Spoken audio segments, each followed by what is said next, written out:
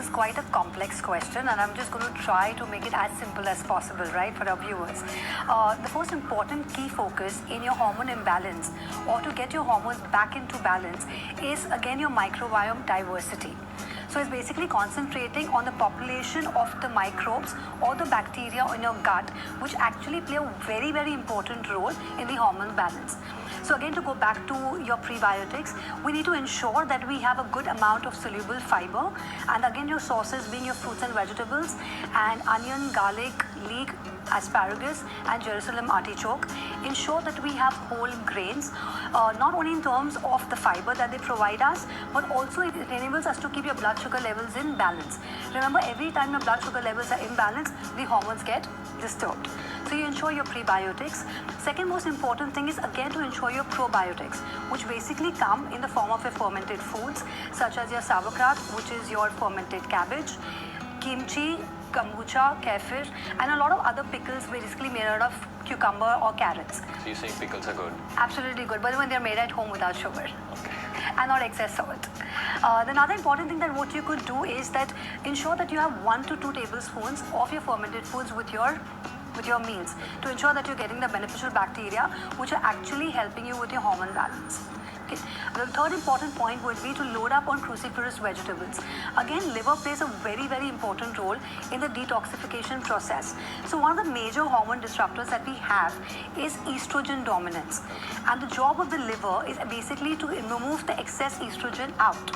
So you need to actually give your body a little more liver-heavy foods. That could be in the form of cruciferous vegetables. So you can actually again stock up on cauliflower, cabbage, broccoli, Brussels sprouts, kale, and bok choy. So just to give you 2 simple examples of having liver foods in daily life, could be a kale avocado salad. Remember, again, avocado being a good fat also helps you with detoxification process, plus it helps you with your insulin sensitivity, getting your blood sugar levels down. So it's like a yay situation for your hormones, right?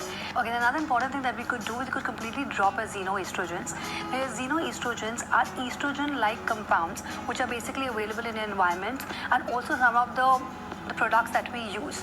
So what basically your xenoestrogens do, they basically mimic your estrogen in your, which is the natural hormone in your body, and it actually can influence its production as well as function. So a sensible thing would basically be that you actually choose your glass and stainless steel over your plastics. Then the next step that is that you need to cut down your processed foods. So they basically lead to gut dysbiosis and lead to a lot of inflammation, which eventually will lead to more hormone disruption in your body. Another important thing that we could do is ensure that we give the building blocks to your body in terms of the high quality fats and your protein. Now, without the high quality fats and the proteins, your body cannot make hormones, period.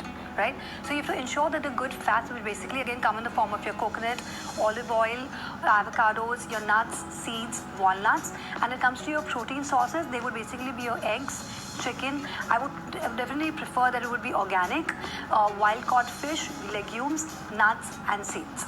Now, it is imperative to ensure that we have stable blood sugar levels. Remember, too much of sugar basically feeds your bad bacteria. Too much of sugar is stored in your fat cells, and your fat cells secrete estrogen.